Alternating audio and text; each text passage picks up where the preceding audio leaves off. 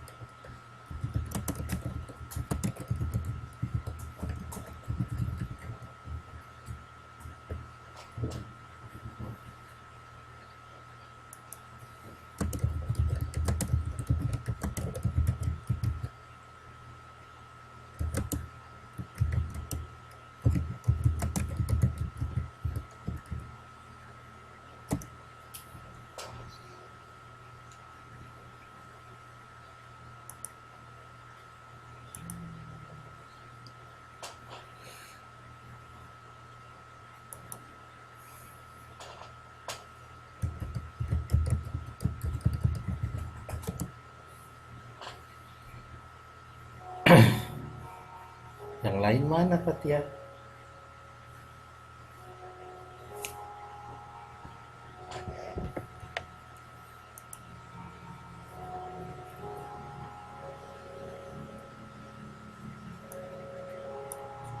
Suaranya kedengaran nggak Fatia?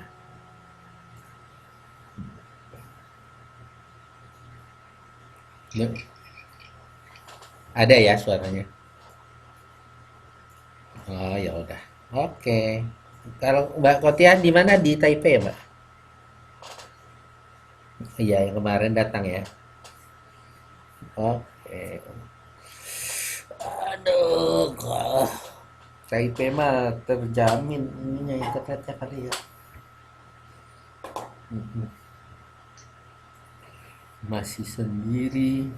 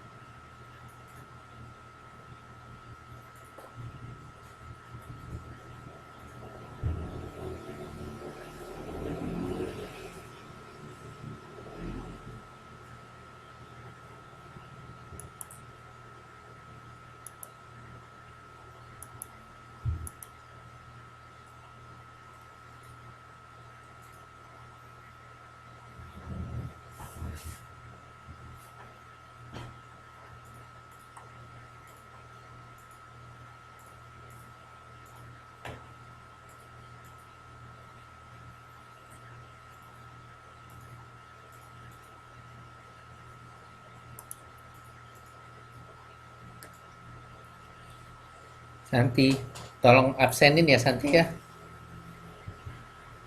Nanti tolong di absen ya. Kasih di messenger aja. Oke? Monitor Santi.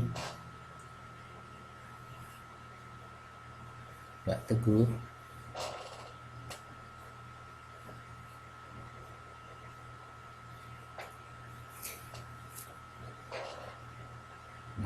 Nggak masalah. Belum. Belum telat kok. Waalaikumsalam.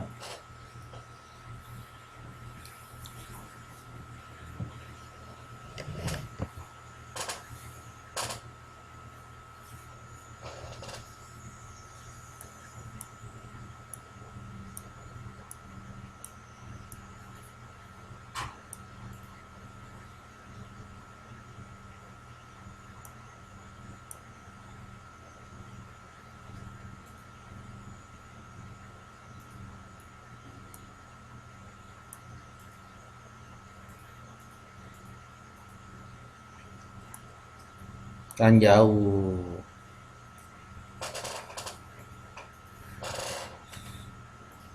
Mbak Pempeknya paling jauh kan dari Taipei. Santi juga dari Taipei ya.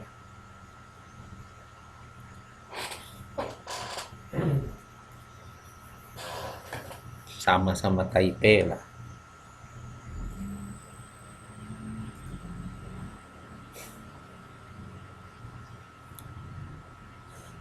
Baru dua. Lima lagi berangkat.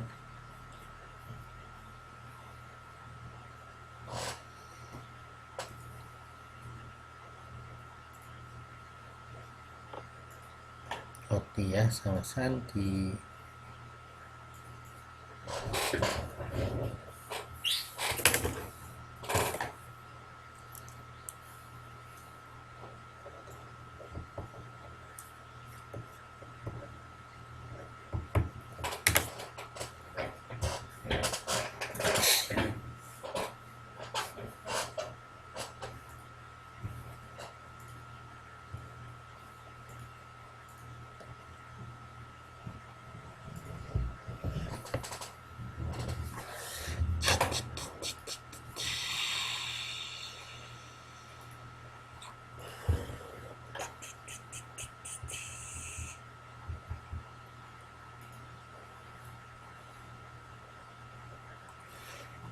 Ternyata masih sibuk ya jam segini ya.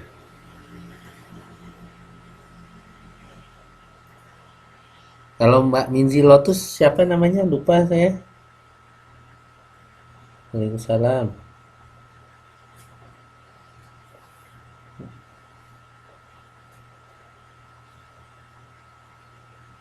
Oh iya Mbak Susianti.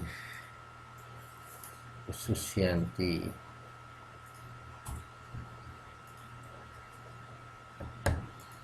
Oke.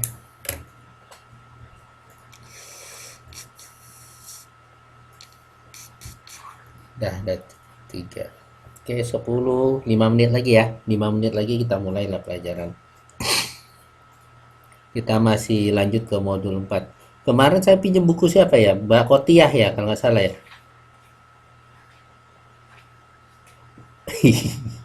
Maaf ya. Iya ya, belum tak balas ya. Kan tak kasih jempol biasanya.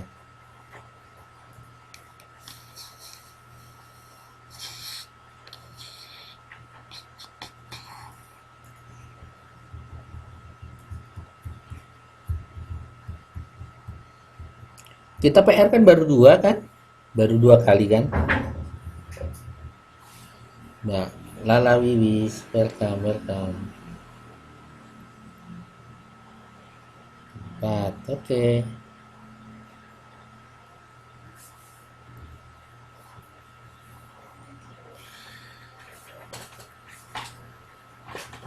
Waalaikumsalam.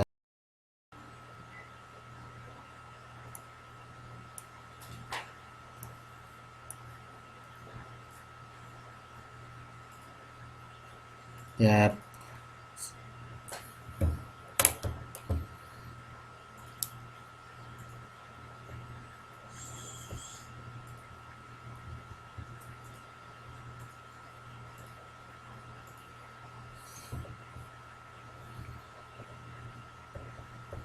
Ya, ya, ya, ya, Mbak Susi.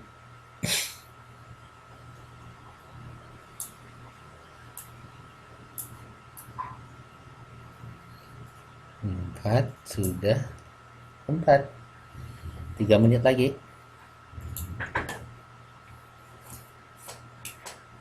Kita ada berapa slide ya? Saya lihat dulu ya.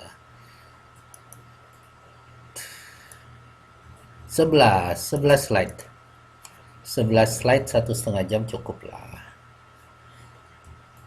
Kedengaran kan suara? Dengar kan?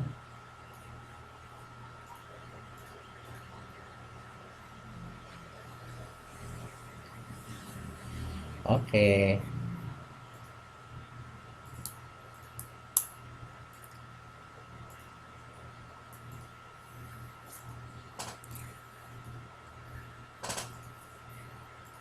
Kalau Mbak Susianti sama kalau Mbak Wiwi ini ya, Taipei juga kan ya kemarin ya, yang ketemu di KDI ya.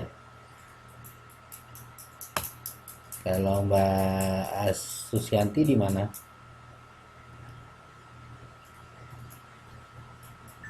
Oh, Nantau.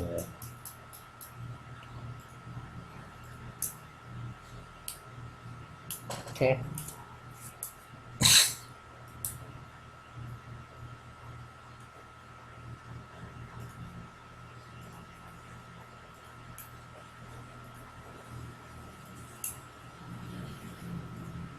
Loh, kok kadang saya dipancau? Oh, rumahnya dua ya?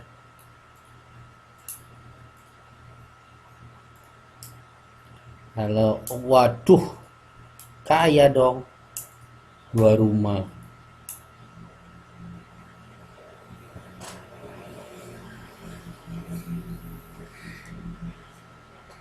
Assalamualaikum Mbak Amini.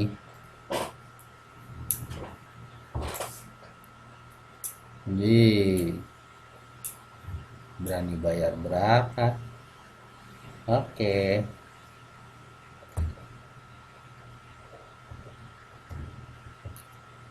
Waalaikumsalam Mbak Amini.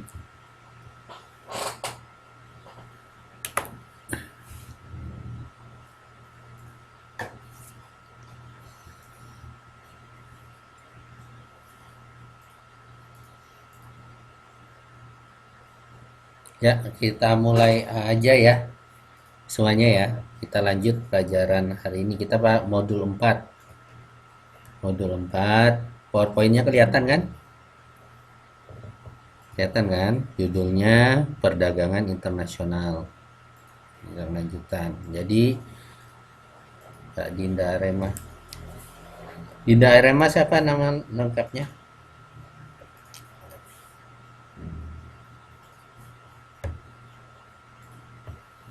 Dinda Arema.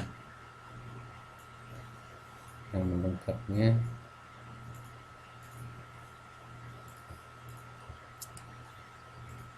Loh, kok lambat nih? Tulisannya nggak kelihatan.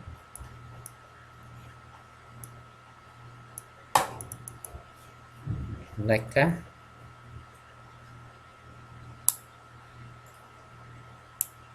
halo. Oh, Kusnul Fatimah.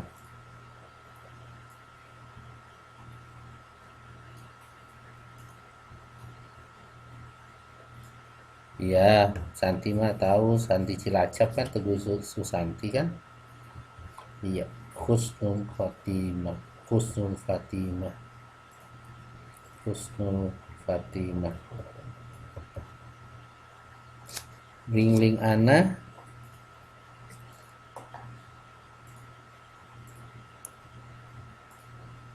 Ling Ana siapa Ling Ana?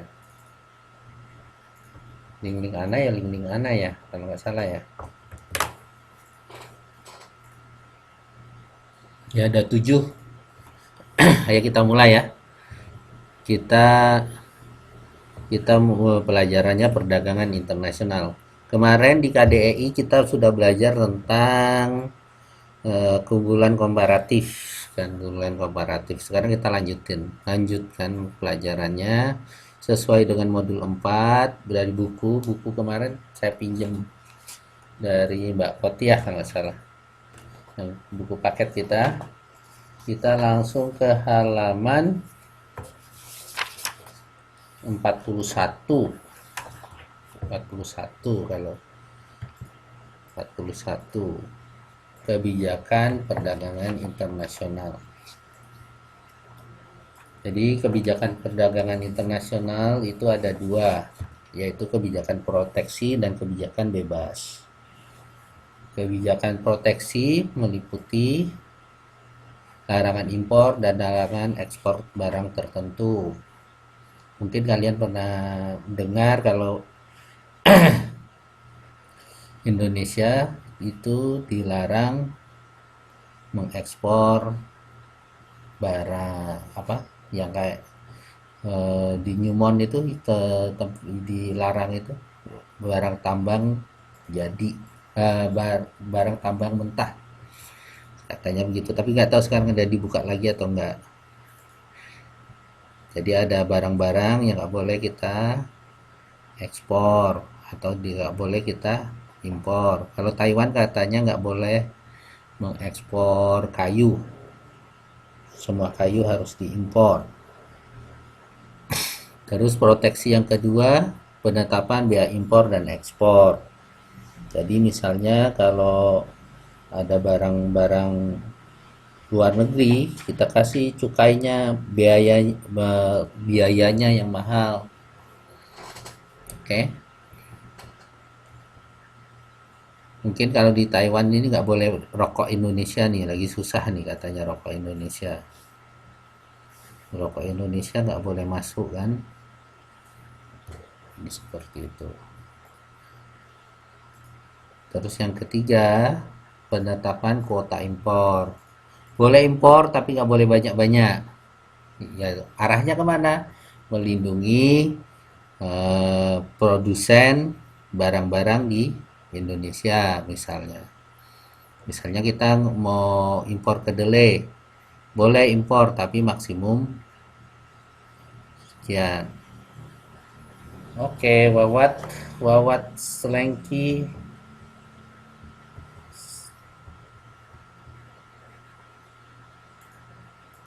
Watini, Watini. Apa biasanya? Ntar dulu, Watini sama tadi siapa tadi barusan tadi? Kok kelewatan? Santi tolong itu ya, Santi. Ayu Mas Ayu. Oke, Ayu Mas Ayu. Endang Rahayu. Dulu pernah dengar nggak Indomie nggak boleh masuk Taiwan? Apa alasannya? Karena katanya tidak sehat. Mungkin rokok Indonesia nggak boleh masuk ini karena kadar tarnya nikotinnya terlalu tinggi. Lebih proteksi ke arah kesehatan. Semuanya bisa jadi alasan. Oke. Ya, katanya pengawetnya kita nggak sehat Indomie itu. Padahal katanya Indomie adalah makanan terenak nomor satu katanya menurut kita juga. Jamu juga nggak boleh masuk. Oh gitu. Ya,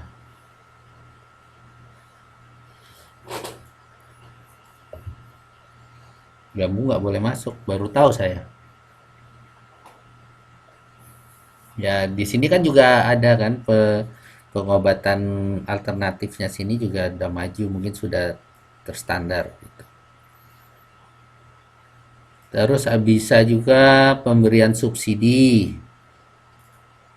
Pemberian subsidi, contohnya bensin di Indonesia kan masih murah tuh katanya. Premium kita karena masih murah. Jadi harganya relatif lebih murah dibandingkan luar negeri. Jadi seperti itu. Atau malah pemberian premi, dikasih preminya, dimahalin. Jika pemberian premi mungkin kepada barang-barang yang datang kali ya. Terus ke F, ke-6, pengendalian mata uang. Ini nanti akan kita bahas banyak tentang pengendalian mata uang di slide berikutnya. Terus ada diskriminasi harga. Diskriminasi harga tuh pemberian harga yang berbeda-beda, ya, harganya dibuat beda-beda. Dan yang terakhir, dumping. Dumping itu harga barang di luar negeri lebih murah dari di dalam negeri. Mungkin kalau di luar negeri itu tujuannya biar dia bisa bersaing dengan produk-produk sejenis. Gitu. Ini kebijakan proteksi. Tapi ini dikritik oleh beberapa orang bahwa kebijakan proteksi itu membuat barang-barang itu tidak efisien dan tidak kualitasnya tidak bagus. Kualitasnya nggak bagus, prosesnya juga tidak bersaing, tidak efisien jadinya. Maka sekarang sudah ada kebijakan perdagangan bebas. Tujuannya kualitas barang dan kualitas produksi makin baik karena kita bersaing secara bebas. Di Wikipedia ini disebutkan, ntar saya coba klik ya, nanti bisa ke sana nggak? Oh, nggak bisa. Ini saya kasih linknya aja, kalau nanti iseng-iseng buka ini nanti bisa tahu kalau kita ada perjanjian perdagangan bebas tahun 2015 se-ASEAN. Jadi secara gampangnya ya kita kita bisa aja buka warung Padang gitu di Malaysia gitu, bisa buka salon gitu di Vietnam, bisa bebas, free zone trade. Jadi seperti itu. Ini tantangan bagi kita, jadi yang terbaik pasti yang laku kan. Kalau kurang baik nggak laku. Jadi seperti itu. Begitu juga orang-orang Singapura mau kerja di Jakarta boleh juga. Bebas, bebas, bebas sebebas-bebasnya. Kebijakan perdagangan internasional itu halaman 41. Kebijakan perdagangan bebas. Kebijakan perdagangan bebas.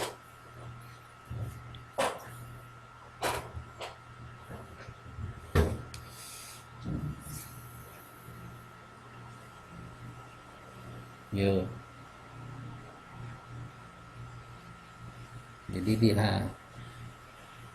Jadi semuanya harus bersiap diri ini karena persaingan menjadi semakin tinggi, kebutuhan kualitas manusianya pun semakin ketat artinya, termasuk bangsa Indonesia kan. Nanti bangsa Indonesia jadi pasar doang dong, ya kan? Kita jadi tukang beli aja. Siap-siap semua. Oke. Ada yang ditanya sampai sini perdagangan. Jadi perdagangan internasional tuh ada yang diproteksi, ada yang bebas. Kalau proteksi itu lebih ke arah perlindungan produk-produk dalam negeri, biar makin ditolong lah. Semuanya makin ditolong.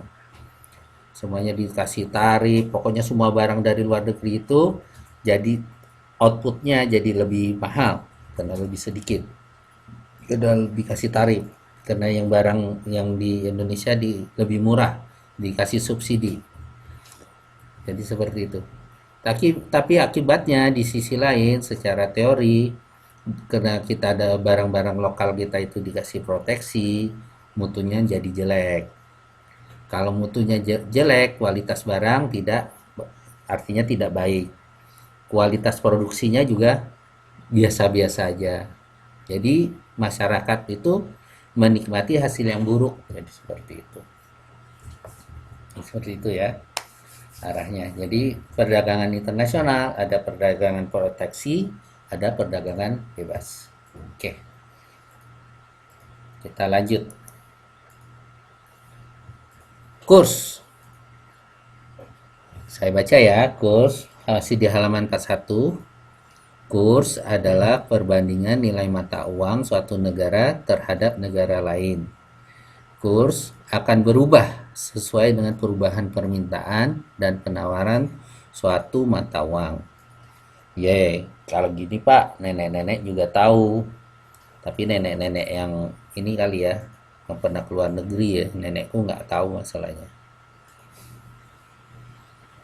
Kalau kalau kita yang sudah sampai Taiwan, insya Allah tahulah kurs ya. Ada yang nggak tahu kurs apaan? Tahu semua? Tahulah.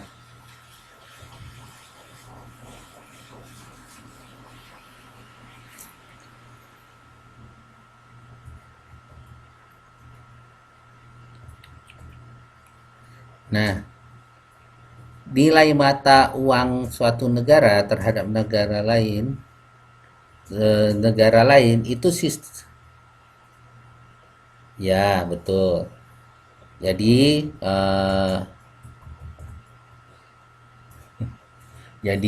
sistem penetapan kurs itu dulu dari tahun 1971 sampai 1978 itu valuta tetap. Negara yang menentukan. Pokoknya 1 dolar sama dengan 200 rupiah misalnya. Terus dari 1978 sampai 1997 itu mengambang terkendali. Jadi yang paling atas itu ditetapkan oleh pemerintah. Yang nomor tiga yang ini kurs bebas. Kurs bebas artinya semuanya ditentukan pasar. Jadi misalnya orang banyak butuh NT Taiwan, maka satu NT Taiwan harganya naik, mahal sekali. Tapi kalau saat nanti tiba-tiba orang nggak mau mata uang asing, mata uang Taiwan, tiba-tiba satu NT Taiwan murah sekali. Jadi ini ditentukan oleh pasar. Kalau ini ditentukan oleh pemerintah. Pemerintah yang menentukan kalau satu NT sama dengan 350 misalnya. Jadi seperti itu. Yang dua ini tengah-tengah. Tidak bebas sekali, tapi di sedikit diatur oleh pemerintah. Jadi seperti itu ya. Jadi kalau nanti ada pertanyaan, sebutkan sistem penetapan kurs, valuta tetap, mengambang terkendali, dan kurs bebas. Kita sekarang ada di kurs bebas. Wih, 410 ya? Mahal dong.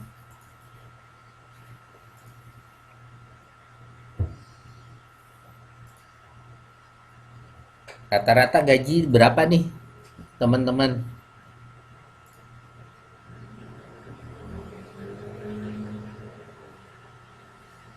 20.000 ada? 16.000. Wah, kalau pulang bawa, oh dikirim dari sini sih ya? Dikirim dari sini ya? Jadi nyampenya rupiah ya? Hmm,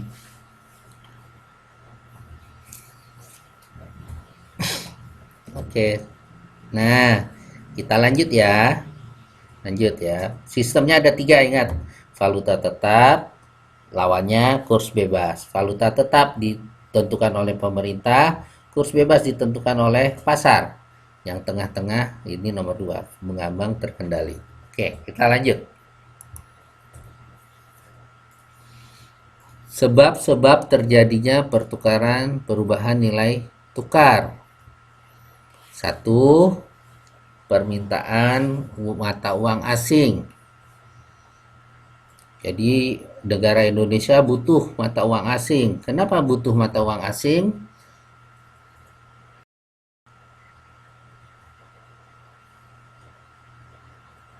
Mbak Santi ngirim 418 di mana, Mbak? Di Thailand sing tak ngerti masih 411 minggu lalu. Yo, Mbak Riri.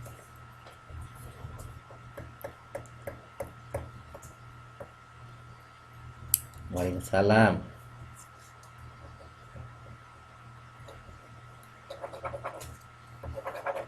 Ih, pulpenku mati. Bentar. Oke, lanjut ya. Jadi mata uang asing tuh kadang-kadang tiba-tiba dibutuhkan banyak. Eh, eh, Kenapa? Karena kita mau bayar hutang luar negeri. Nih, dari website BI GoID Januari 2014 kemarin itu hutang luar negerinya Indonesia segini nih. 269,3 miliar US dollar. Ini saya kalikan 10.000 aja nih ya. Dikalikan 10.000, 2.690 triliun. 2.690 triliun. Bahaya nggak? Menurut BI nggak bahaya, masih kategori sehat. Karena dari pendapatan hutang ini hanya 30% dari harta kita, pendapatan domestik bruto. Jadi kasarnya ya uang kita ada 1.000 US dollar, 1.000 miliar dolar, sedangkan hutangnya 30%-nya 300. Nah, tuh pertanyaan, kenapa harus hutang, Pak, kalau negara bisa nyetak uang? Ayo.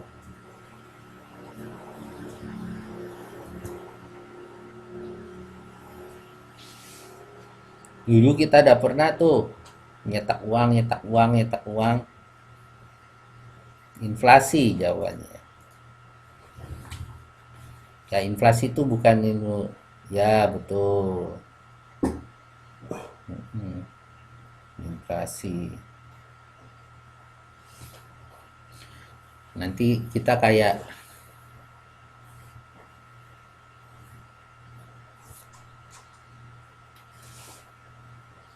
kita sudah naik tingkat loh.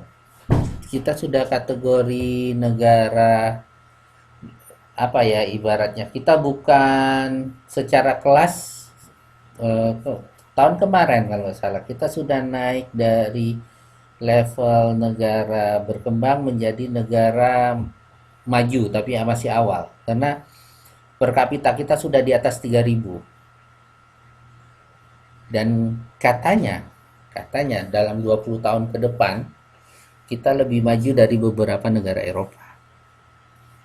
Jadi seperti itu. Jadi teman-teman belajar ini benar gitu. Apalagi misalnya ada rezeki nanti bisa sampai S1. Benar, karena potensi bangsa kita itu sangat luar biasa.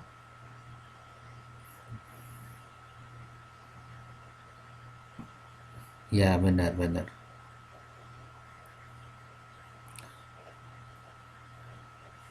Ya, amin. Jadi pertama, permintaan mata uang asing itu banyak karena mau bayar hutang. Kedua, perdagangan ekspor impor. Ada. Saya malah TKI-nya jangan dihapus, biarin aja. Nggak apa-apa.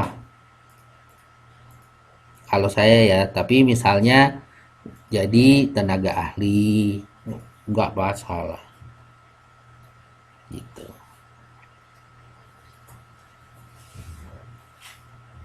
Lagian kan kalau ada interaksi dengan orang luar negeri, kemajuan-kemajuan di luar negeri kan bisa diserap ke dalam.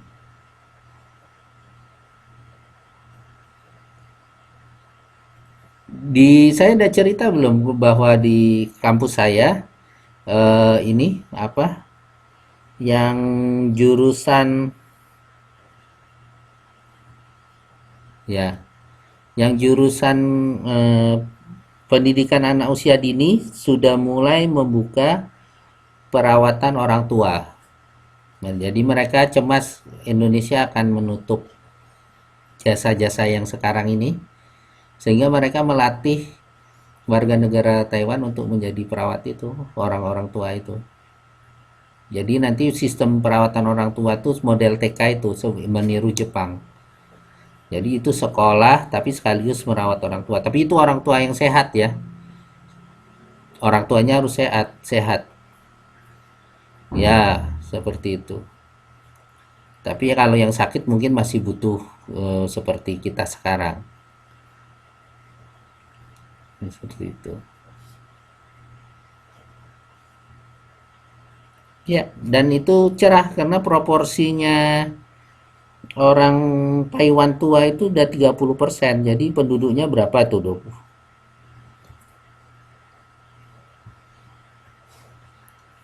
Orang menjaga orang sehat itu lebih susah kali. Ya kan masih ada kemauan, keinginan, tapi badan mungkin tenaga sudah sedikit nggak ada. Jadi secara statistik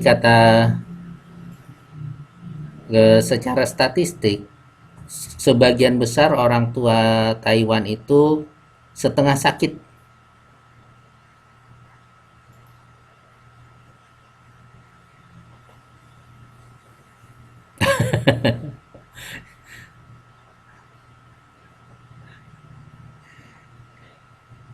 Ya, ya itu termasuk lah. Itu yang sudah sakit ya. Setengah sakit. Jadi kalau 25 juta itu 30%-nya orang tua. 30% itu di atas 65-an. 30% artinya taruhlah 8 juta mereka tua, orang tuanya itu. Masalah buat mereka sebenarnya. Yang masa bekerjanya 8 juta, anak-anaknya 8 juta.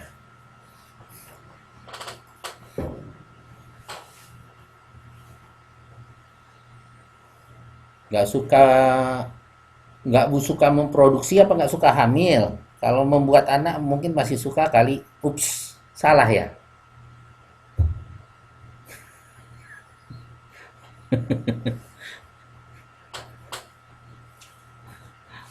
Walah, walah, walah. Pura-pura nggak ngerti. Ya, saya juga nggak ngerti. Tuh tanya sama teman-teman yang datang kemarin. Saya orangnya lugu kan. Iya, kalau penglihatan di saya malah, tapi itu stereotip lah.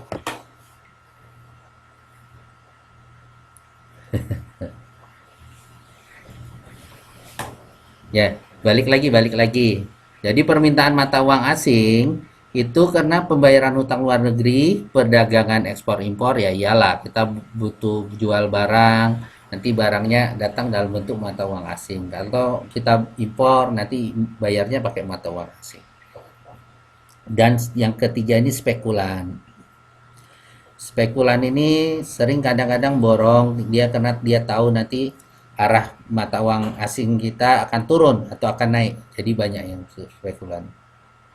Katanya tahun 2000 1998 krisis kita dimulai oleh seorang spekulan ini dari Amerika itu namanya George Soros. Boleh nggak sih spekulan? Ya boleh aja secara ekonomi. Tapi kalau mau ditanya halal apa enggak, oh itu nggak tahu. Tapi secara hukum itu legal, boleh, bisa, nggak masalah. Terus suplai mata uang asing. Tadi kalau itu kan kebutuhan mata uang asing. Kalau penawaran mata uang asing artinya suplai yang datang ke Indonesia hasil ekspor. Jadi has, hasil dari luar negeri datang dalam bentuk mata uang asing. Terus investasi luar negeri. Investasi luar negeri, misalnya Pertamina punya punya usaha minyak di Kuwait, misalnya seperti itu ya. Terus ada juga dari BI. Di BI ada cadangan devisa segala macam dan yang terakhir adalah pinjaman luar negeri. Turis. Turis yang datang juga bisa, betul. Iyalah, turis yang datang juga bisa. Lumayan tuh, tapi sedihnya turis Indonesia sama turis eh, Vietnam hampir sama. Turis kita 10 juta, Vietnam 6 juta. Vietnam sama Indonesia berapa banyak perbandingannya? Apalagi jangan dibandingkan sama Bangkok ya, Bangkok, Thailand atau Malaysia. Malaysia 20 juta. Apa yang nggak bisa dilihat di Indonesia? Bisa semua. Ya, lebih maju. Ya, mungkin infrastrukturnya lebih siap. Masyarakatnya juga lebih siap menerima turis.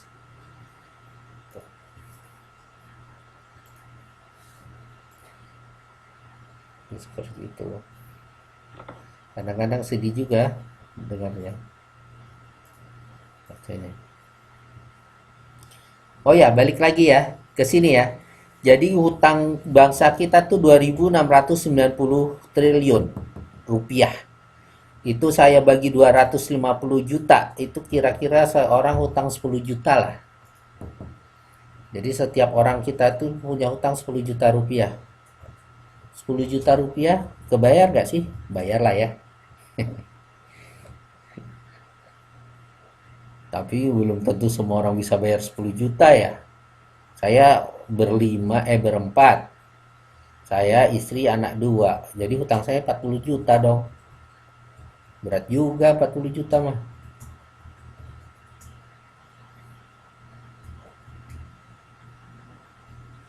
Banyak hutang kita ya. Mudah-mudahan nanti bisa bayar. Ya, itu sudah. Belum. Oke, lanjut. Lanjut, Mang. Nah, sekarang kita menghitung nilai tukar valuta asing. Jadi di bank itu ada kurs beli dan kurs jual. Kurs beli itu bila bank, jadi yang beli itu banknya membeli mata uang asing.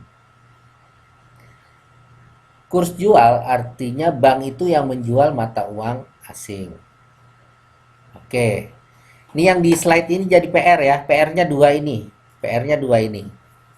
Sekarang saya mau ke Taiwan. Saya mau ke Taiwan. Ya. Saya punya uangnya 1 juta. 1 juta saya tukarin NTD ke bank. Ke bank. Kira-kira pakai kurs beli apa kurs jual? Ayo.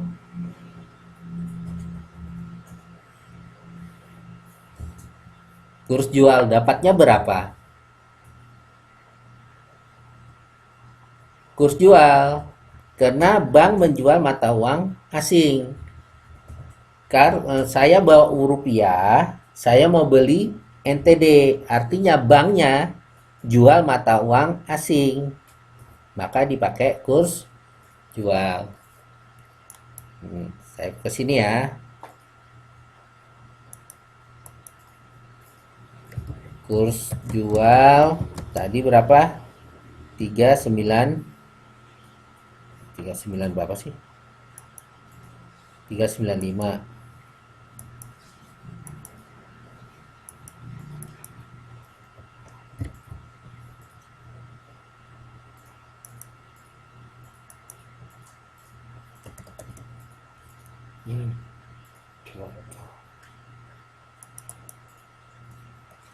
Kurs jualnya 395. Kurs beli 410. Saya mau ke Taiwan. Bawa uang 1 juta. Dapatnya berapa? Dapatnya 1 juta dibagi 4. Ngawur. Kurs belinya kebalik saya. Kebalik.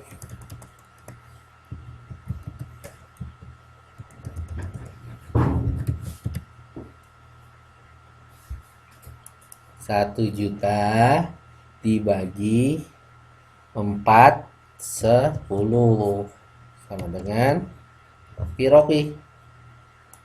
1 juta dibagi 4/10 1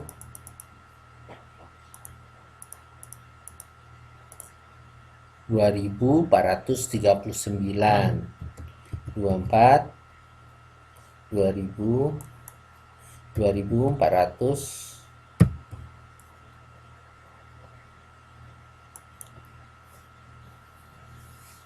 2.439 NTD 2439. Oke, betul kan?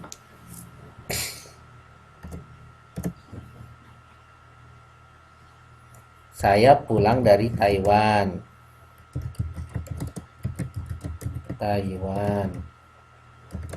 Bawa 5.000 NT.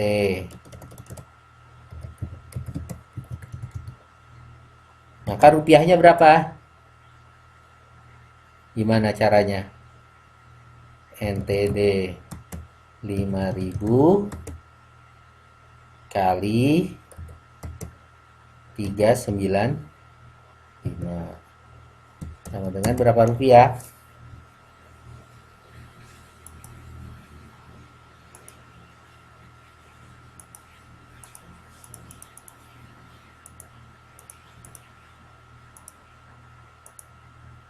Rp1.975.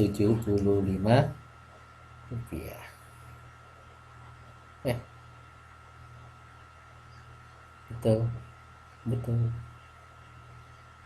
Rp1.975. Rp1.975.000. Ya. Itu ya. Balik lagi ke sini. Nih, PR-nya. Gimana coba kira-kira? Orang Indonesia akan ke Taiwan menukarkan uangnya sebesar 5 juta. Akan membawa 5 berapa NTD? Gimana jawabnya? Ada yang tahu? Tulis saja yang tahu. Berapa NTD jadinya? Caranya ya. Caranya.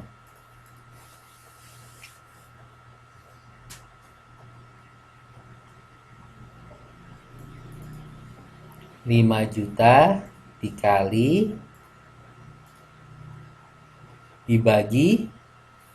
410. 5 juta dibagi 410. 5 juta dibagi 410. Ya. Yang kedua, nah ini yang susah nih, nomor 2.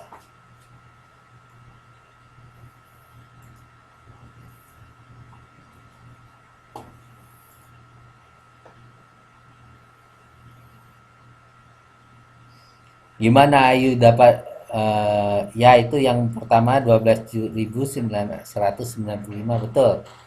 Sekarang dia mau bawa NTD berapa ya biar hasilnya 25 juta rupiah. Dia misalnya mau beli motor nih.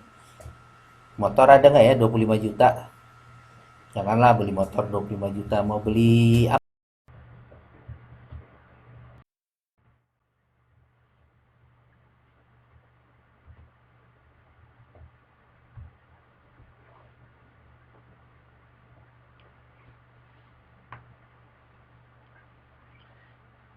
Halo, maaf, maaf ya.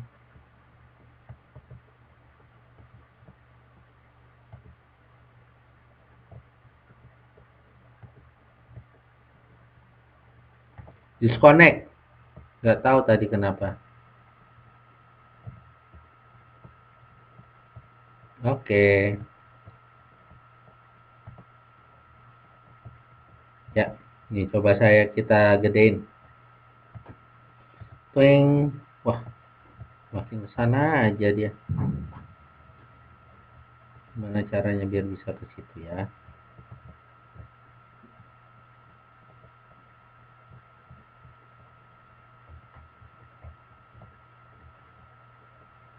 Masalahnya besarnya ke situ.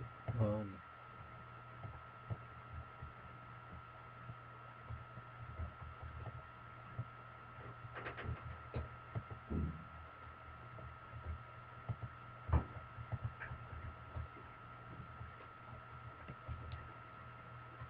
Oke. Natalia, Tackwell. Natalia,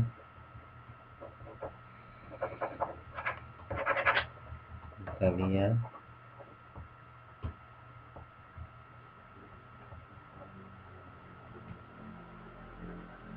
Oke.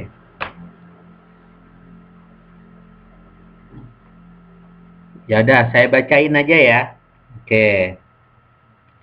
Jadi dalam neraca pembayaran di situs Bank Indonesia tahun 2014,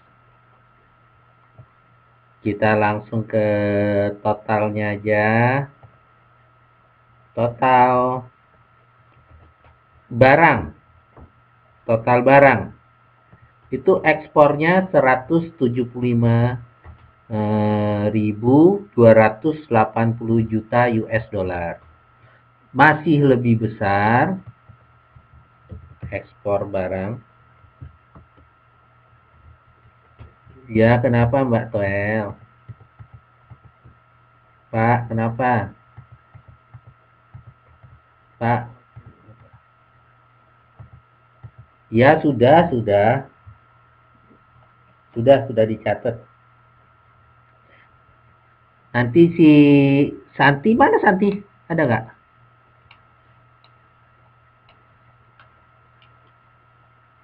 Santi yang itu masukin. Ini saya sudah catat kok semua. Itu Wagapat Manamju Panan 12 orang masuk ya. Nih, ya jadi saya kembali lagi ya. 2014 triwulan keempat itu total ekspornya itu 775.280 juta USD.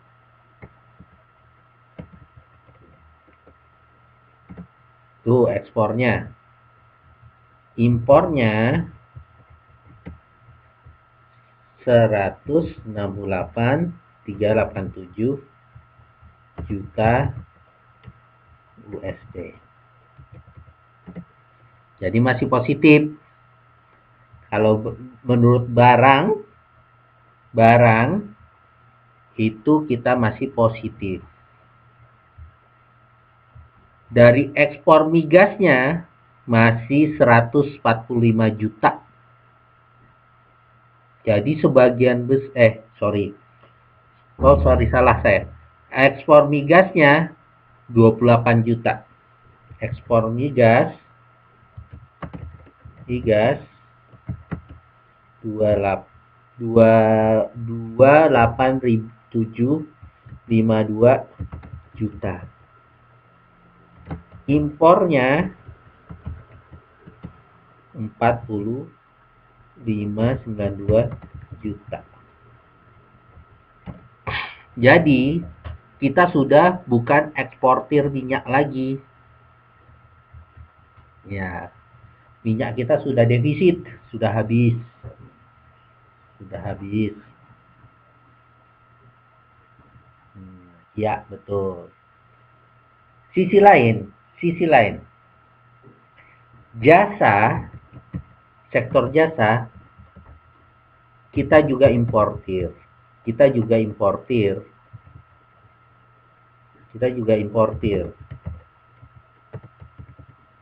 Importir. karena ekspor jasanya 123 juta, impor jasa 33.656 juta. Kita kayak tambang, kenapa impor ini gasnya? Ya yang pakai lebih banyak gimana? Tuh, jasa kita defisit tuh. Kita memakai jasa orang lain mulu. Seperti itu ya. Terus lihat lagi. Ini ada transaksi modal positif, transaksi finansial. Nanti saya upload ya. Nanti hasilnya sama link YouTube-nya saya upload semua.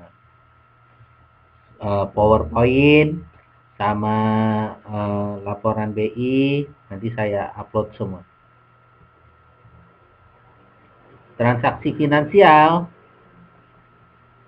itu juga gimana itu? Asetnya turun, kewajibannya banyak 55. Oke. Hasilnya selisih perhitungan bersih adalah total 123 17.153. Totalnya 17.153 juta.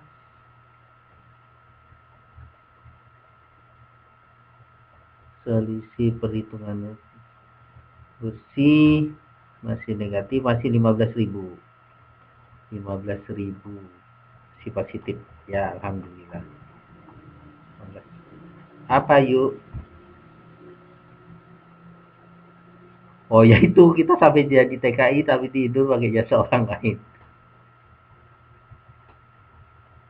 Sudah, yang dulu sudah, tapi di itu di undangan beda tempatnya sama tempatnya ya.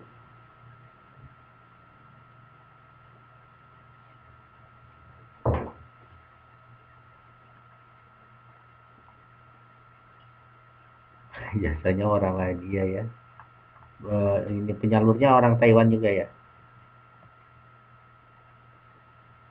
Ya gitu deh. Oke, itu jadi dari BI seperti itu. Ya, balik lagi.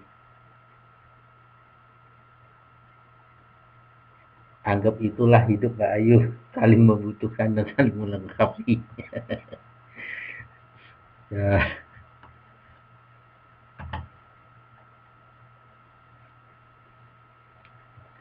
menurut menurut Haji Sonet, hidup itu adalah perjuangan, kata Haji Roma.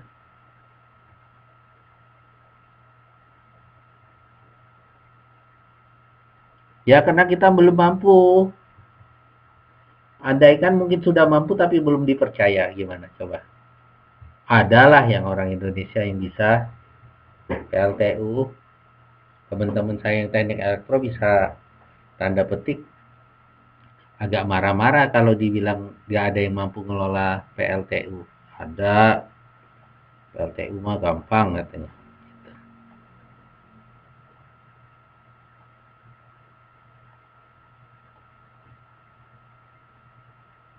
Iya.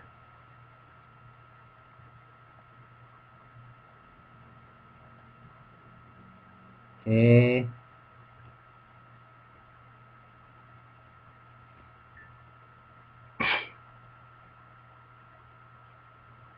Kenapa nggak dikelola sendiri, Pak?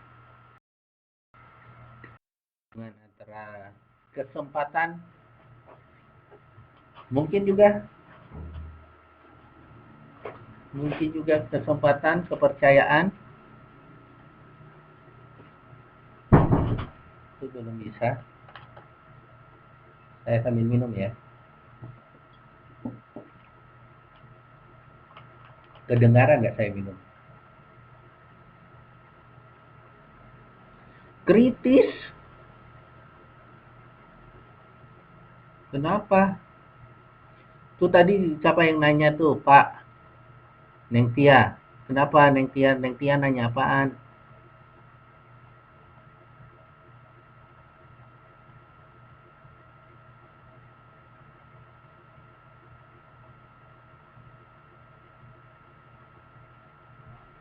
Gak ada suaranya. Waduh. Tes, tes, tes. Ada ah.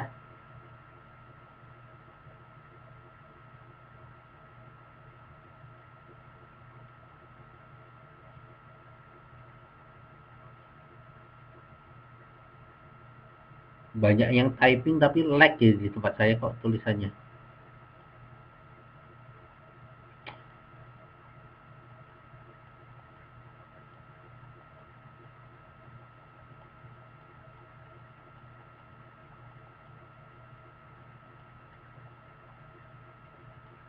Ya, banyak yang sekolah di luar negeri tapi berkarya di luar negeri. Maaf, banyak kayak yang kemarin yang bisa menciptakan mobil tenaga surya ya katanya. Balik lagi ke Jepang ya. Ya gitu deh Indonesia.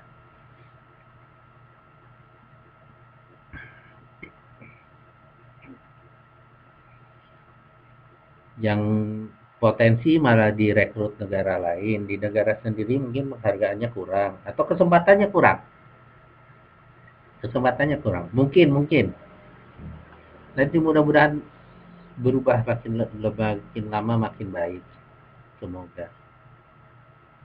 Duitnya lebih gede. Emang nggak boleh? Boleh kan? Nggak tahu lah. Nasionalis. Oke ya, kita lanjut ke slide 8. Ini di halaman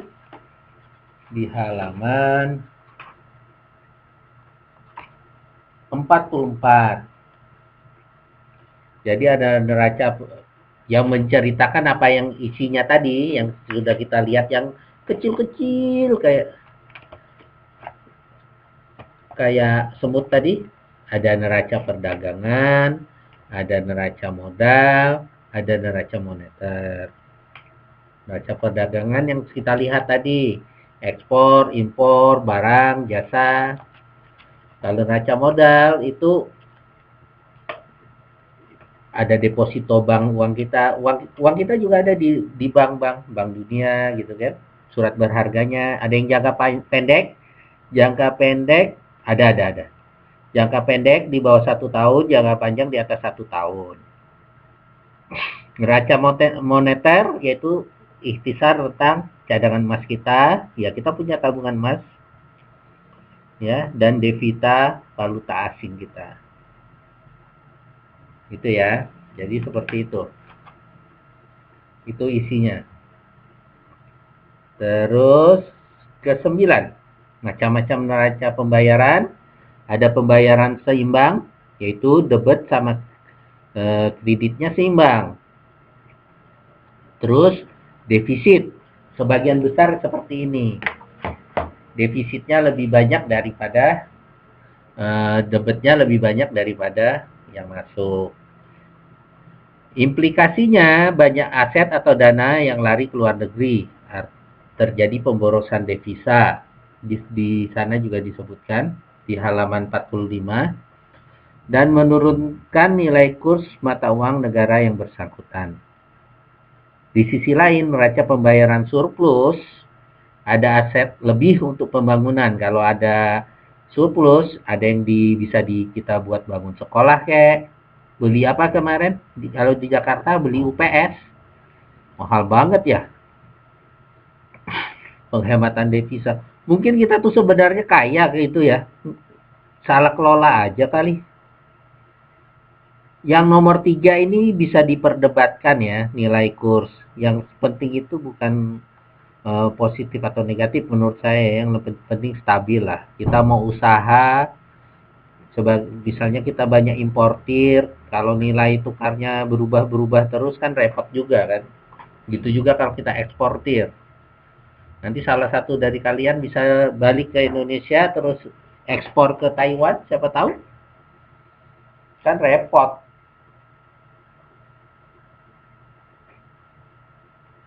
Kalau nilai tukarnya berubah-berubah. Seperti itu ya. Jadi neraca pembayaran tuh ada yang seimbang, ada yang defisit, ada yang surplus. Ya, direkam Mbak. Insya Allah nanti di linknya tadi, di bawahnya nanti saya upload YouTube-nya, saya upload ininya, eh, saya upload PPT-nya, saya upload neraca neraca pembayarannya. Oke? Iya, iya.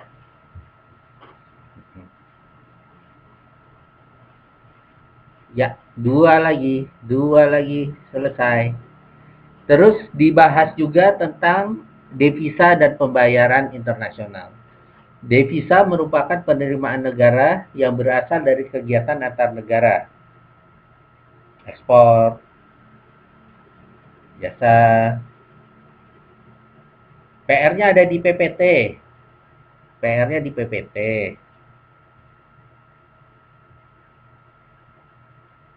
Yang tadi. Apa mau PR baru? Saya buat nih. Ntar.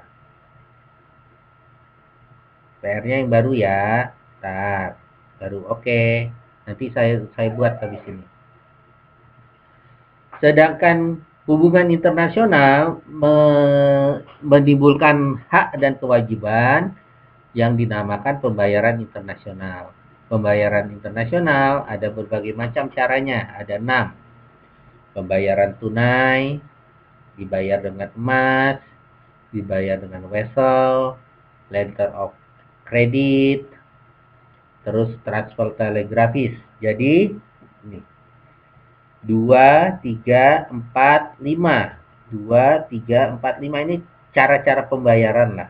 1, 2, 3, 4, 5, 6 ini cara-cara pembayaran. Vessel, LC, model-model cek semua lah. Yang private compensation aja, private compensation aja yang mau saya bahas. Kalau di buku di halaman 46 disebutkan yaitu pembayaran internasional atau pembayaran utang piutang yang dilakukan antara penduduk suatu negara dengan negara lain. Letter of credit. Letter of credit. Di halaman 46 ada pernyataan tertulis dari bank atas permintaan nasabah untuk menyediakan sejumlah uang untuk pihak ketiga atau penerima atau beneficiary atau eksportir.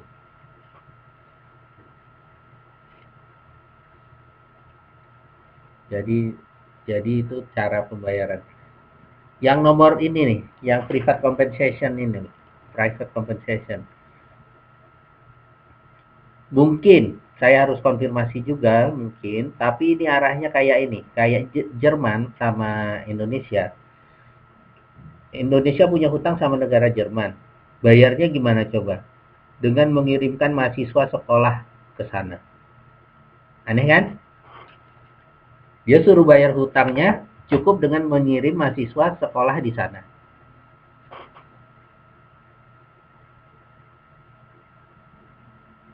Kenapa? Karena orang sekolah kan pasti ada biaya bulanan kan?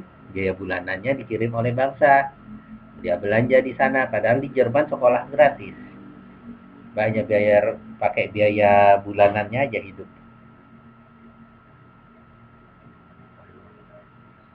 Negara lah, yang biayain negara. Biasanya ya, riset. Banyak penemuan bagus juga dari mahasiswa kan bisa dapat patent.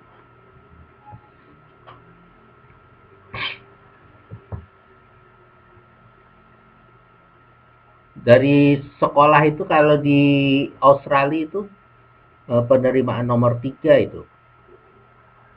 Jadi seperti itu.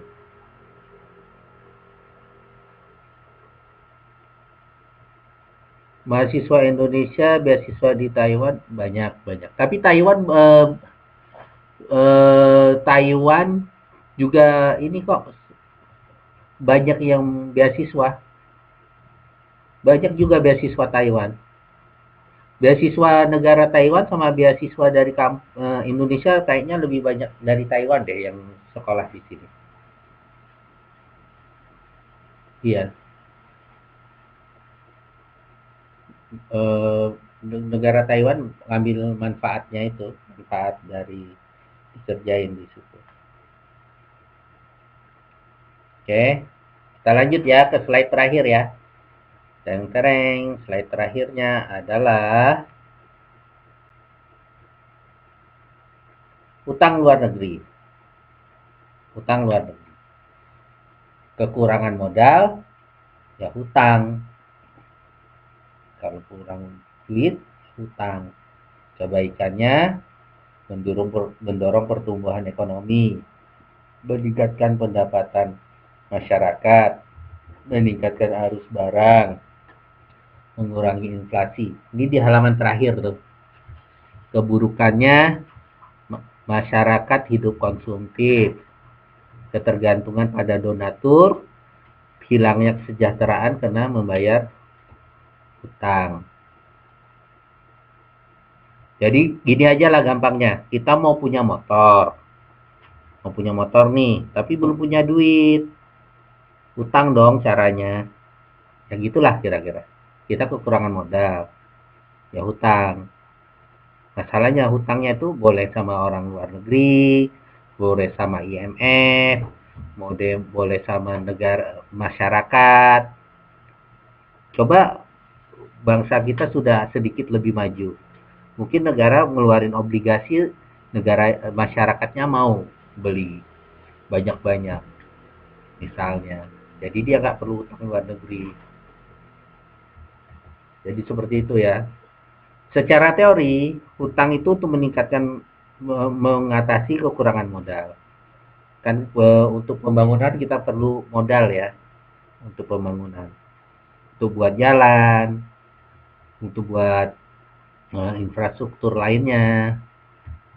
Misalnya pelabuhan, pelabuhan ya kalau programnya Jokowi sekarang rata-rata sektor kelautan. Jadi seperti itu, perlu modal. Oke ya, sekarang saya kasih PR-nya ya, PR-nya. Kelihatan nggak tulisannya?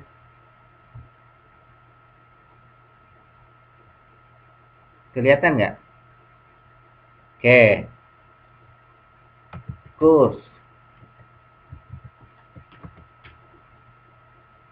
kurs jual,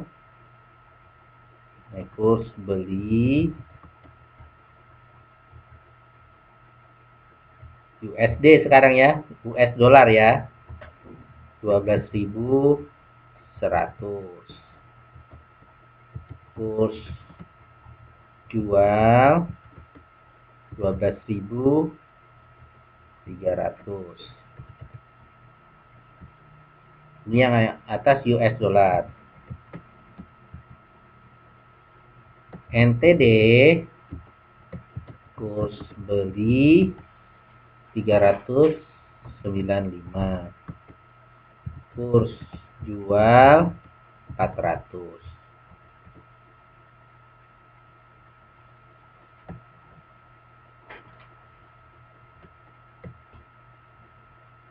Berapa rupiah yang harus disediakan orang yang akan bepergian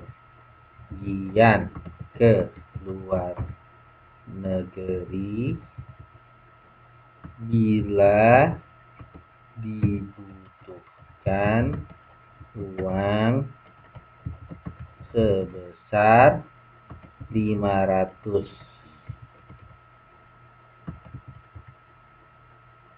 USD dan 25.000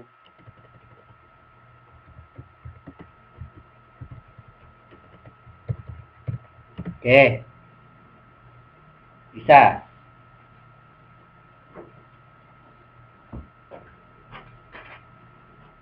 Pertanyaan kedua, bila orang tersebut pulang membawa uang 375 USD dan 12.500,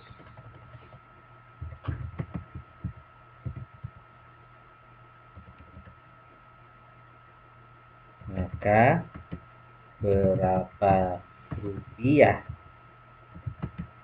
yang dimilikinya sekarang?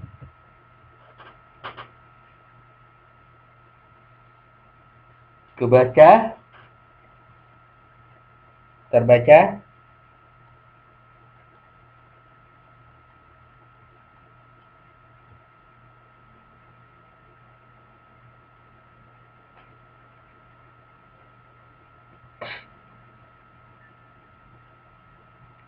Ya, pertama dia mau bawa 500 US dollar dan 25.000 NTD.